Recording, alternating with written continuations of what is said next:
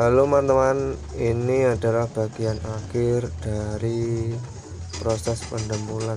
Nah, kegunaannya yaitu untuk menutupi dempul yang bolong-bolong. Biar apa? Nah, biar dempulan kita itu hasilnya rapi dan padat, dan proses amplas menjadi lebih mudah dan cepat. Caranya ya cuma gini teman-teman, tinggal kita oles, kita tarik, kita oles, kita tarik sampai dia menjadi halus. Oke, terima kasih.